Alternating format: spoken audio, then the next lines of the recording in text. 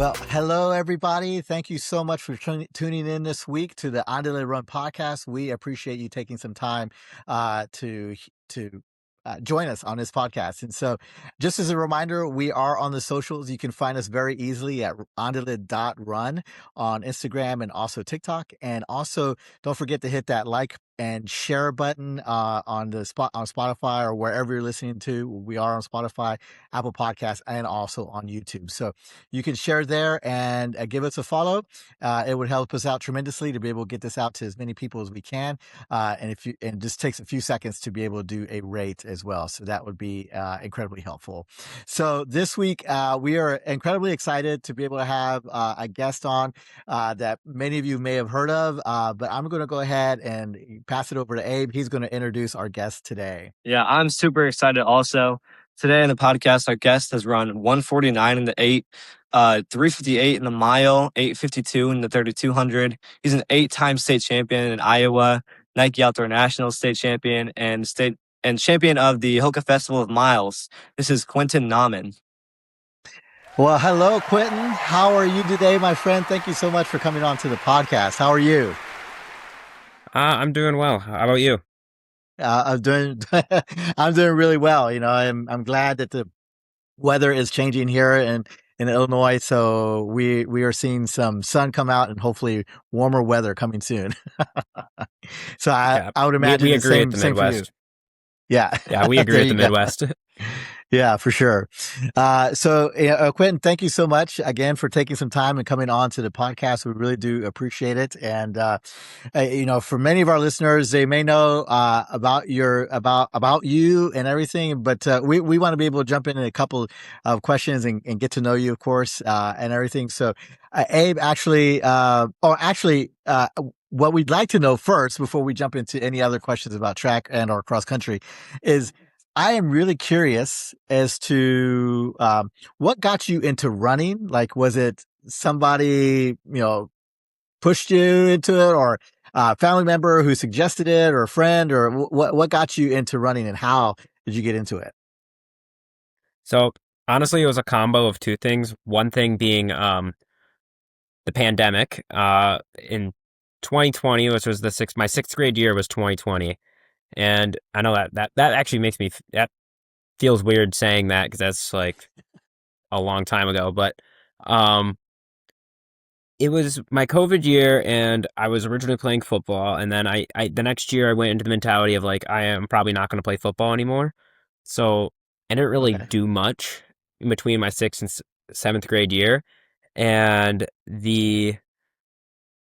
one day my sister just told me, hey, why don't you come out, go for a run with me? And that was just like, all right. Like I didn't think running was an idea and I didn't really like it that much. Like I'm going to be honest, like my least favorite part was like running a hill or something in football. Like running was punishment to me. But I went out on a run, couldn't finish 400 meters around a pond.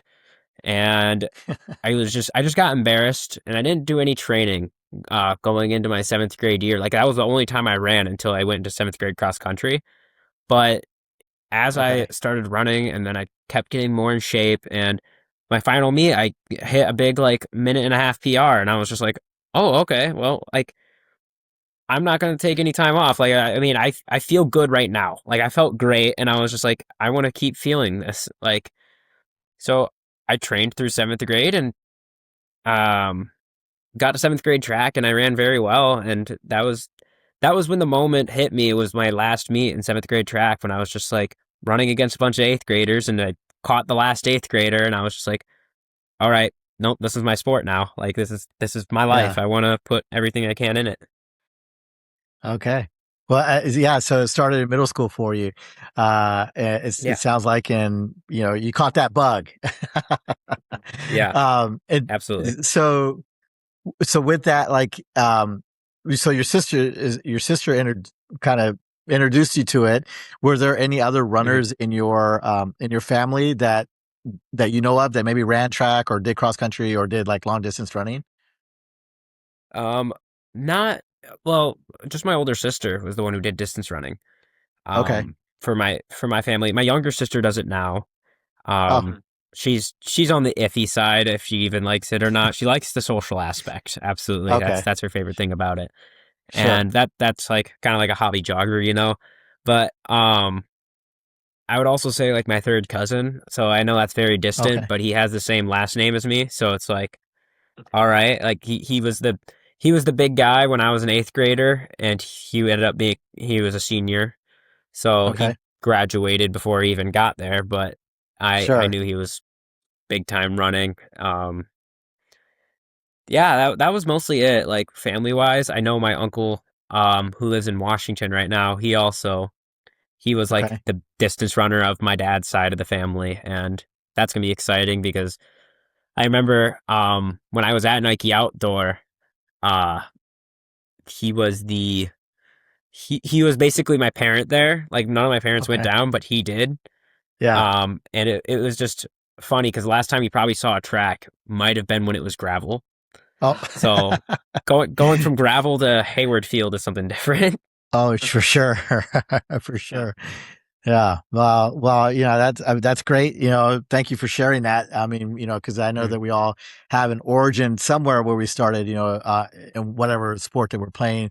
Of course, we're talking about running and how that started for you, and everything. And so, we know that you have been on several different podcasts and have talked about a lot of different things. And as we were kind of doing some of our homework, and we were discussing, when you were coming on the show, we did have a couple questions, and I'm just going to go ahead and let Abe start off with that, what we were talking about. So, Abe, why don't you go ahead and ask your question there? Yeah. So I think that like your origin kind of ties nicely into it. And you say you got that like taste of success and that's what kept you going. So in your Mhm. career, obviously you've had a lot of big wins and a lot of taste of success. But what is maybe one loss that you learned from more than a win? I would definitely say my 4x8 from my freshman year. We were ranked to win it. I state. For my yeah, my state meet, I was ranked to win it in 3A, and I had like two seniors on my team, and Mhm. it was I know it was kind of completely out of my control. You can only control what you can control, but Mhm. I'm always going to be a little bit disappointed in myself as an anchor because I was the one who was anchoring it. Yeah. But this team never ran together, and then they ran together at the 4x8 at the state meet, and they ended up winning. And I was a little disappointed, and I was never more nervous for that race too, because like all of us, I remember when anytime we would talk about it or try to talk about it, we would just shake and fold and be nervous because Mhm. like being ranked one is it's hard. It's hard Mhm. being ranked one. It's hard being the guys to count on to win. And I was just thinking in my head, I'm just like, well, we just gotta go out there and perform and do what we did best. But I was just very disappointed to see like some of our seniors that like we knew this was our chance to win a state title, and Mhm. I look at the seniors and they're crying, and I think that was one loss that I realized that like yeah, some stuff is out of your control, but you gotta take it as a learning experience and just think about what you can do with it. Yeah, it was. I feel like when I flash back to that one, I can still remember a lot of the stuff that I wish I could have done in the time period, but it's you got to move on, and that was the rest of my state meet. I just had to focus on the next thing, and that was something my coach had to pull me into. My coach is amazing for that part. Yeah. Mm. Yeah. It's uh, Yeah, and kind of staying with that for a second, because you said there was a lot of pressure because you guys were ranked number one, Mhm. with that. So, of course, you learned there's things you can't control. And Yeah. so now, you're being a senior, and there is like this. Oh, there's Quentin, right? There's the man, who has done a lot of amazing things thus far. How do you handle that sort of pressure, going into the track season here, just in a month or so? I never really like to look at it as pressure. I mean, even if I'm not the underdog, I always like to believe I am. Like at Mm, the end of the day, like some of these guys put on a cross country resume, and that's I'm good at cross country, but I'm definitely not as strong as some of these aerobic beasts that have this big engine, but I would like to say like, yeah, I could still compete with them. Like I have a mentality of just like go in there and let's just race. Yeah. Times can come with it and just race. Like the real thing about racing is like figuring out if the race goes out too slow or does it go out too hot. Like how do you respond to it and Mm. how can you control what you can control? Like my coach has always talked about that and always told me to just control what you can control because you can't control what someone else is running. Like Right. that's them. Like they're running fast and that they're controlling that aspect, but you can only control what you can control in the race. That's it. Like how you race is the end result. Sure. Yeah. Yes. I mean, that's great. Just a great insight there, and everything. And so, Abe, did you have a comment or a question with that? Yeah, I was gonna say, you said you like to think that you're the underdog. Would you say that you like thrive off of trying to prove a point out there, like just because you're ranked first, anything can happen, or yeah, how does that mentality factor in? Um, I mean, it's kind of like that. Yeah. I mean, I my entire like going into that Hoka race, like I was the underdog. Like Mm, no one, like my name was said before the race, but I don't think anyone would like suspect me to win compared to everyone else. So I mm, kind of just like taking that mentality into my other races, and even if I'm not the underdog, like who cares? Like yeah. once you fire the gun off, times don't mean anything. Like Mm, it's just how are you going to race? Yeah. Yeah. So with that race, like, do you enjoy like trying to take it up, like take the lead from the jump, or you kind of like sit kick kind of, um, athlete? What would you prefer? Um, Sit and kick 100%. It's always been my mentality. It's always been my mentality, even since seventh grade. My seventh grade, like I mentioned before, like I was in a 1600 with eighth graders, and I had 300 to go, and these guys were probably 75 meters ahead of me, and I Hmm. just started my kick with 300 to go, and I caught them one by one. And the last maybe 10, 15 meters, I caught the last eighth grader. And once I finished the race, he's like, "Are you a seventh grader?" I was like, "Yep." And he's like, "Holy crap." So I was just like, I think forever sitting and kicking is going to be my specialty. Hmm. And I like it. I like if you're going to bring it out in a tactical race, like I'm going to try to either close a gap or take the win if I can. Like it's my favorite race is like there's a reason I love the 800 so much. It's like the kickers race. Like everyone thinks they have a better kick. So it's just like who's going to end up taking the last 200 meters. Yeah. mm. Mhm. With with the sit and kick being your third solid race, Hoka must have been like a dream for you. So walk us through Hmm. your thought process when you came through 800 and you saw 303 in the clock. You guys, that's pretty slow. So like, what were you thinking at that moment? So I remember going out the like I didn't get out well completely, and that was because I got shoved off the track last time. And I Mm, was like, I did not want to get shoved off again. So I was like, I tried to get off the line and I just see them pushing again, and I'm just like, I guys, we're gonna get called back again. I'm not gonna no, I'm not gonna deal with it. So I'm just gonna let them go push and shove. I'm not getting in the middle of that. mm, So we go through the first lap, it's like 60, and then it turns into 61, then 302, and I'm just like, I'm over here just sitting in the back, just like, all right, we're just gonna keep waiting and waiting, and then maybe probably the second and a half lap, I would say, I started moving behind them, and I got into seventh place. mm, About, I would say it was about in seventh, and that's when the bell lap came around, and I heard the bell, and that was when I heard my coach just screaming at me, just start, you gotta go like right now, like move up. mm, And I came around 300 to go, and I'm like, this is where I make my move. I gotta get into lane three and just gun to the front. Like that's where I need to be. And I got up 200 to go. I'm like, foot on the gas. And there's like, this is who knows where this will take me. This will be my one of my best miles ever, and this is who I want to run against, and this is who I want to compete, and that's just my mentality of just like I want to win.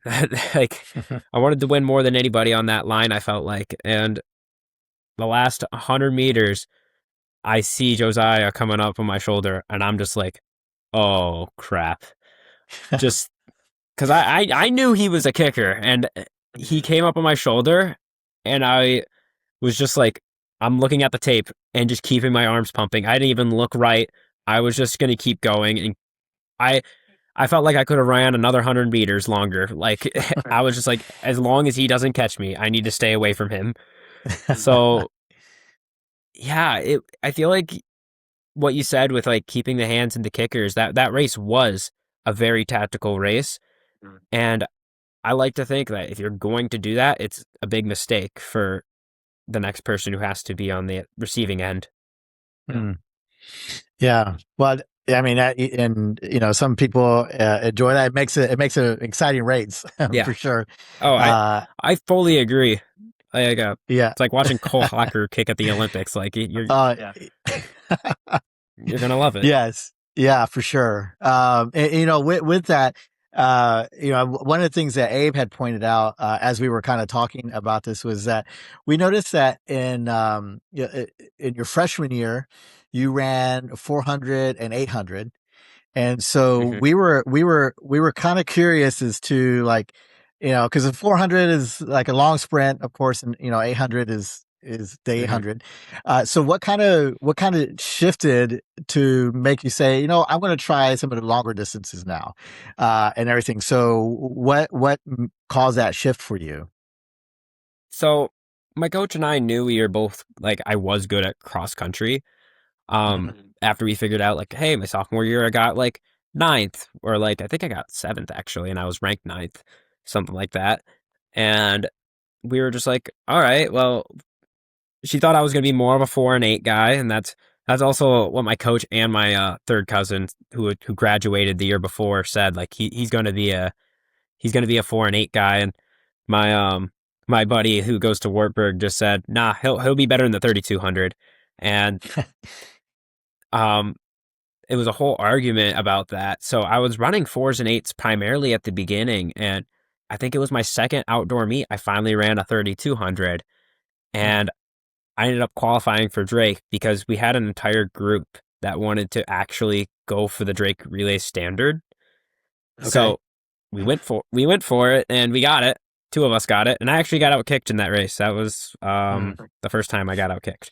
But it was it was a that's when my coach knew. She's just like, okay, maybe the 3200 is more your thing than the four. Like it was kind of just a learning experience for her too. Like which Yeah. do I go up or do I go down? Like it's still embarrassing that I can run 149 and not even break 50 in the 400. But uh, so yeah, Yeah. I feel like that's I think it was just a learning experience for me and my coach of like what do we think I'm going to be better at when I was very young. Because my freshman Hmm. year I was running 4s and 8s more because I feel like I was only running 30-mile weeks.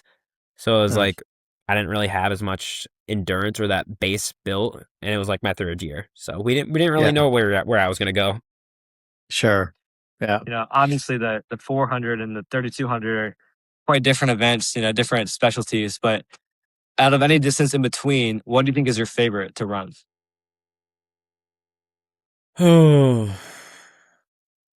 I guess I would have to say the 1600 now, just because I actually figured it out for once. Yeah. But Mm. if I'm rating for favorite to watch, it's the 800 completely. I 1600s, you either have the kid that goes out really hard and pulls away from people, or you have the person that like waits on that kid's shoulder and then outkicks him, or you have the 800 that's 100%. You're either going to have Cooper Luckenhouse and then kickers. That's what you're going to have. So, Yeah, for sure. So, talking about the 16, you've of course have gone under 4 minutes now, which is incredible. Can you still recall like maybe your first emotions when you first like broke four, and you're just like, man, this just happened. Can you remember how that feeling or what you felt? well, my first time at breaking four was a 1600 at state. Do you want me to talk about that one, or do you want me to talk about the Hoka one? Because I could. Yeah, Yeah, let's talk about the first one, the state at state. Uh, State was so emotional for me. At least the 1600. I really remember, like, I was my last event after I ran 149 and 147. The day before I ran 147, and the day of I ran 149 4 hours Mhm. prior to the 1600. Yeah. And I was just like, all right, like, I remember sitting the night before with my coach, and she's just like, I wrote one sub 150 because I knew I could do that. And then I was like, she's like, I better not see a 4 in the minutes place. And I was just like, all right, 358. That's what I wrote down on my sheet because I'm like, I didn't want to look at like sub 4 as a barrier. Hmm. And I went into the 1600, and then a kid from that will be my one of my future teammates actually now um Okay. took took the lead, and we went out in 60 flat, and then we went out in 61, and slowly but surely I was realizing that like something like the in the stadium like the tensity just went up higher and higher after every lap. Like I felt the tension growing. Hmm. And third lap, we are at 302 or 303, something like that. Yeah. And I'm like, okay, when am I going to pass him? I got to find an opening and I got to go. And the last probably 215 meters, I go to the outside and I put my head down. And people know when I put my head down, that's when I'm about to kick and go. And I just hear the crowd start yelling.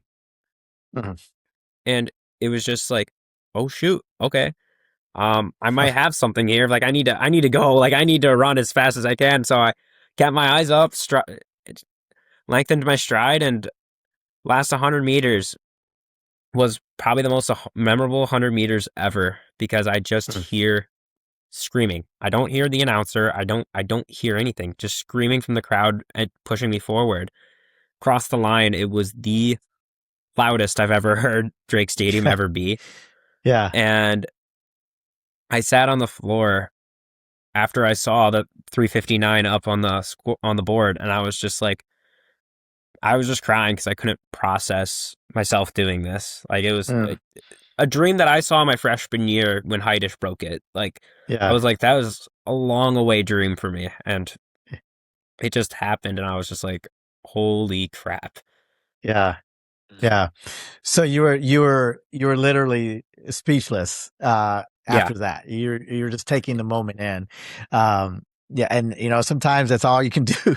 I mean, especially yeah. accomplishing such an incredible feat like that. Again, congratulations on that. You're our first guest that actually has broken 4. Is that's awesome. Hey, did you have a question about that or a comment? Yeah, I was gonna say, so you broke 4 in the 1600 for the first time. Not too long after, 358 junior class record. I just had to ask, you have the junior class record, is the national overall record that has to be on your mind. It's like this season, Allen Webb 353. Is that the goal for the season? Uh, it's definitely a tough goal, and it's one of the hardest. I like one of the hardest records I'd say it's on the board, other than Mm, the 800 now. But yeah. it's 100% on my mind of a goal that I really want to put on the sheet and take. It it's definitely going to be a long reach. It 100% is. But Mm, I'm like, me and my coach went in the mentality of I did it before. I went from 410 to 358. yeah. Mm. So who knows what can happen because anything's possible. Yeah. So with that sort of goal, now of course I know there are things that we can't control and all those kind of things. So Mhm. for you, like if you could choose a place that you would say out, Matt, I would love to break that record at this place. What place would that be? So I would have to say either Festival of Miles, just with the history of having Mhm. milers just break 4 and pacing jobs and everything like that. Like it's a good place to do it. Hmm. Second, Drake Stadium. I mean, it's my home track. Like there's nothing better than my home track if I could do it. Yeah. Not technically my home track, but I would take it over my Sure. my actual home track. Yeah. And then last, Hayward Field. at my future Okay. home. So that Yeah. would all three of those places would be perfect. I mean, it all depends on the conditions. The conditions always Sure. have to line up. The stars have to align. The pacing has to be right. Mhm. Everything would be cool. I am open to those three tracks Mm. or any Yeah. track if I can get the competition. It would be really cool. Sure. Speaking of competition, talking about the perfect place to break it. So if you were to break it, you go 353. Obviously, you're Yeah. going to need some competition with you. Is there one person in particular you could picture right next to you, side by side?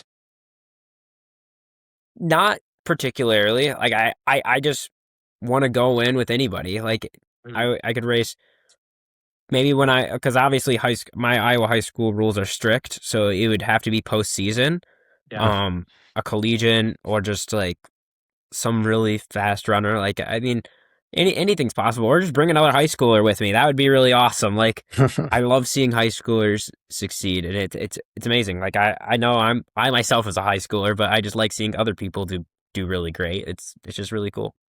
yeah. Hmm. So, Quentin, you just mentioned that you enjoy seeing others succeed, or encouraging them to do that. As far as like your team, how do they? Would you say that they all see you as that type of person, like almost like a coach figure, like an additional coach, not the coach, but an additional coach for the team? I wouldn't really say that. At the end of the day, I'm still a high schooler to them, and I'm Sure. still just one of the guys. Like we make fun of each other all the time. We poke fun at each other. Like there's no like getting out of just harassing each other. Basically, good fun, Sure. obviously. Like what I'm saying, Yeah. but yeah, like they don't see me as a special kid. I'm just Quentin. That's what I am. I'm Quentin. Mhm. I've always been Quentin. I've been this little middle schooler that barely could run 18 minutes for 3K. So it's like I'm not much. Yeah. Yeah. Well, I mean, that's good. I mean, having that sort of mentality, hey, I'm here as one of you guys, we're doing Mhm. this together. That's probably one of the better ways and help you stay grounded as well. That all that attention you've gotten and everything can certainly lead to a lot of different places. And so that's awesome to hear. Abe, did you have a comment or a question? Yeah. Well, one thing I was going to say is like, you said you couldn't break 18 in the 3K as a middle schooler. So obviously now with dreams, just talked about maybe breaking the all-time high school record in the mile. When did you really begin to think that you could be like those guys and be one of the all-time greats? So maybe one of the all-time greats that I thought was my freshman year is when I thought I could be one of the all-time greats. Maybe not all-time great, but like I could be really good, like really, really great. Yeah.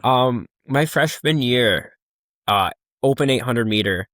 So my coach originally thought when I came into the season, because I ran 204 the year prior in my eighth grade, which my eighth grade was kind of like a little bit of a breakout. Like my coach actually was the high school coach at the time. Like the coach that I have now is Yeah. forever the high school coach for distance on the guys' side. And I ran 204, and then the year she thought I was going to come in, run too flat. I ran 154 in my open 800.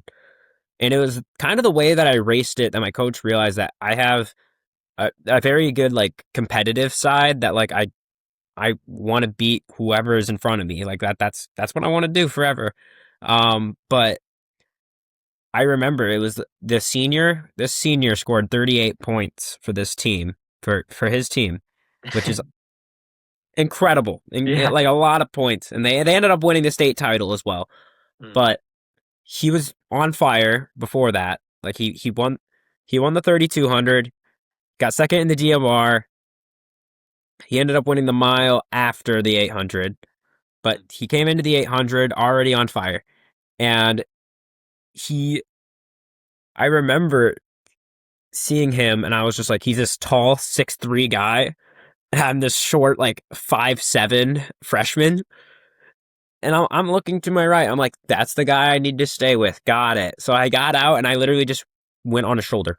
That's all I did. I just stayed on his shoulder all the time. And anytime he made a move, I made a move with him. That's what I thought of doing. And maybe the last 200 meters, I ended up taking the lead from him. And I just said, all right, I'm going to go try to put out a kick. And I definitely burnt up a bit, but I ran 154 and I was very proud of that. I was our freshman school record. Mhm. And my coach is like, all right, we need to like really think about your training, what we're going to do for you, because like she's never had a freshman do that or just Mm. try to do or have that type of like competitiveness in their mindset. Mhm. Mm. So how would you say your training changed? Was it just more mileage or different workouts, or what was it? Well, I went from 30 miles for my freshman year to 45. I think we Mm. moved it up 15 miles. And that was for cross country. We did that. And for Mm. track, we did the same thing. We moved it up to 45. And it was really just progression. That's what we thought. Like, just we're going to progress my miles up. She's like, my next year, my junior year, she's like, you want to do 50? All right, I did 50. Like, we just progress, like, we really emphasized progression. And we never really changed much with the workouts. I think, if anything, we changed how many more reps did I do. That's Mm. all we did. Like, we upped the volume and we didn't change too much. Mm. So I gotta ask, in our own training programs, there's some workouts that are designed only for one point in the season because they're really hard and it's gonna take Hmm. pretty much all of you. So is there one workout in particular that you're almost scared to lace up to run? Hammer force, that's what we call it. It is my least favorite workout. So I do 9 by 400. Mm. Well, and for some people it's like 6. Mm. And I do 9 though. That's what I do. I do 9, and every third 400 has to be all out. Mm. And That's I not. have a minute. I have a minute rest in between every rep. Wow. And I think for the normal ones, if there's no wind on my track, because my track's on like a hill, Mhm. Oh, so it's really? like it's usually like windy up there. But if it ain't windy, there was one day where we did it and it was not windy, but it was hot. Yeah. It was not windy, but it was hot. And I was able to hit like 63, 62, and then I hit like 57, 56. And that's was my continuous. I kept doing that. And she's like, she keeps our records of like who ran the best hammer fours workout. I have the best one now for average, but Nice. oh my gosh, you'll be on your hands and knees on like number 8, and you're just like, shoot, I have number 9 still to go, and it's all out. Yeah. Yeah, that's Oh, Uh, that was when it was hot. Like I remember I was just like, I asked my coach before we did that when it was hot. I was like, can I grab a trash can? Because yeah. I knew I was going to be head first in that. So Yeah. yeah. it was, oh my gosh, that workout is probably the most disgusting and diabolical workout. But Yeah. yeah, I think it's definitely useful for me, at least. Mm. Sure. So do you run that very often or not? No, it's like maybe once to twice a track season. Okay. Like we don't even do it in like the middle of my trainings. We Yeah. we only Mm. do it like we do it in the middle of the training, but like we don't. It's only during track season. That's the Mm. only time we do it. I don't touch it when I'm training by myself or training in the winter or summer. Like I'm not touching that workout. Yeah. Sure. So Quentin, we know that of course you've committed to University of Oregon, Mhm. and congratulations on that. That's Yes. awesome. Yep. And Thank you. so I am curious. So how the history that's there at the University of Oregon, is that something that is inviting to you, or maybe a little intimidating because of the individuals who have run there, or how do you view that? Um, I I like to see that history of kind of like just success like that. That's great. Like if I that's a successful program. That's really what I Mhm. thought about a little bit in the recruitment process of just like, you know, historically these programs are good. Like that means like yeah, they're going to continue to thrive under the culture and the coach. Sure. That's always what I think. Yeah. Okay. And so with that, like, going back a little bit just to the high school side, I'm curious, like, say you did break the mile record, right? And you broke that this year. Would you consider that as being like, man, this really kind of helps cement my what I just did as like the best high school uh athlete in track out of everybody. Um, I would really like to think that there's always going to be someone better, no matter what. No matter what, there's always going to be someone better. Um, and records are made to be broken. I mean, that's the Sure. whole point. I feel like once Alan, no, like I feel like once Alan Webb's record breaks, I think it's going to be so easy for the next person to break it. Like I mean it. Mm, I'm not trying to think of like be cocky or anything or like I'm just thinking like once that record falls, it's going to be a lot easier for the next person to break it because it takes mm, one to inspire the next generation. sure. Um, that's how it was with Heidish from Iowa for with me at least my freshman year. It's like I Okay. got to see him break four, like, and I got another Iowan broke four. Like I can do it. Like Yeah. anybody can do it. Yeah, for sure. No, that's great. And that's a true thing. Records are meant to be broken, and sometimes it takes a while, but they're there to be able to attain and to break Hmm. at some point, and everything. And so, I was going to ask, as far your running career has been great there in high school in Iowa. What would you say is something that maybe running has taught you? A life lesson. What would you take away from running that you say, man, I can apply this to my life, uh, even after my running career is over? So my coach and I have at least my head coach of track. We were talking about it, and it's we literally talked about the fact that consistency can always outwork talent. Hmm. You can be the most talented kid, but if you're not the most consistent kid, you're not going to be great. Like it's just how it works in the sport, and that's the one thing that I like about running or in just life in general. Like if you're not consistently working, whether that's like homework or you're at your job or you're like running, you're Hmm. not going to get the outcome that you want if you're Yeah. not a hard worker and you're not consistent. Okay. That's great. I mean, and that's true. I've heard it said before. You can take the most talented person, an individual who is consistent, and that person can outperform the talented person because of their consistency.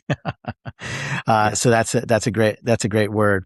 Um, and so I have just a few more questions, but before I get to those, Abe, is there any other questions or comments that you want to ask? Nothing in particular, no. I would say some great life advice. I've heard that said from when we ask other people. It seems like a common theme that, you know, running, because you can't fake running. You put in the work and it pretty much directly correlates to your results. So, you got to put the work in is the bottom line. Yeah, Yeah. for sure. So with that, Quentin, one of the things that we like to do is be able to give an opportunity to our guests to be able to share with our listeners something either challenging or encouraging to them, or maybe even a life motto, whatever it may be. So is there anything that you would like to maybe share with our listeners that would encourage or challenge them? Um, I think I might just go with my cliche answer that I've always had for high schoolers that you only get 4 years in this high school scene. Um, I always say this I feel like every podcast that asks me, like, you got 4 years in the high school scene. You got to enjoy your time there. Like, JV, varsity, you are running for the pros, you are doing whatever. Like, you got to enjoy the time that you're in high school. Um, this is some of the best time that you have for running. Your coaches genuinely care about you because I'm gonna say this flat out, like high school paycheck for a coach isn't much. They love it too. Like why else would they be coaching? So I really like to say like just enjoy your 4 years that you have in the high school scene. Okay. Yeah, and it sounds cliche, but it's the absolute truth because you can't go back. Hmm. So thank you for sharing that, Quentin. And we like to also ask questions just to kind of get to know you a little bit more, and just kind of fun questions because we know that there's much more to an individual than just being just running and everything. And so one of the questions we like to ask is that when you're on your run, or maybe you're just kind of hanging out, cruising along in your car, or whatever the case may be, what songs or artists are playing right now for you that you're jamming out to?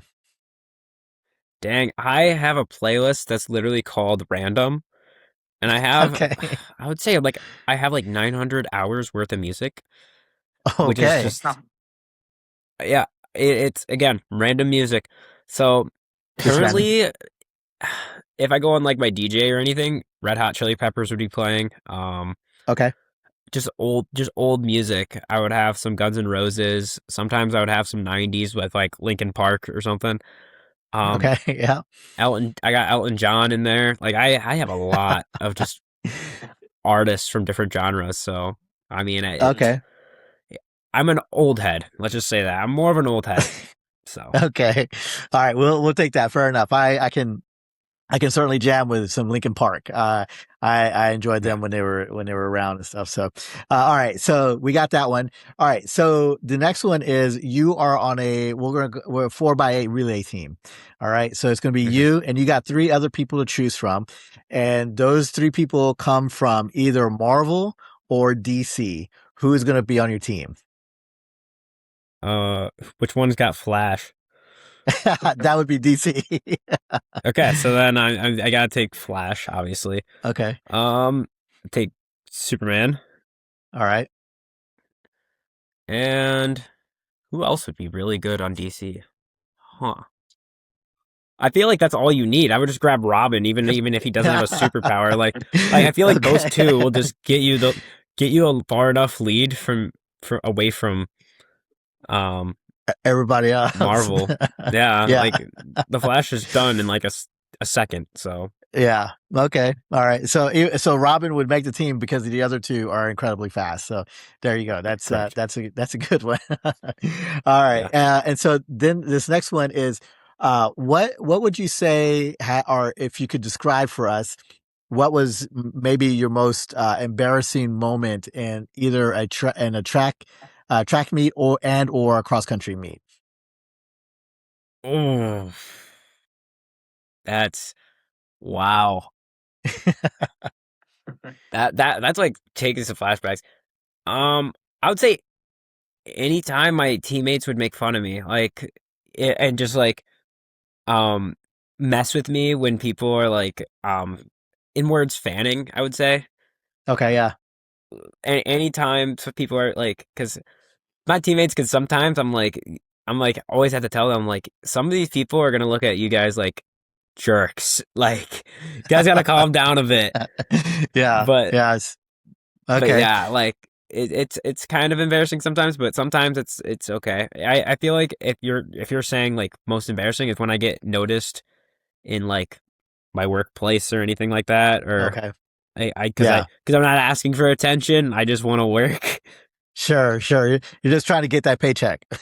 Yeah, yeah, absolutely. Yeah, yeah, for sure.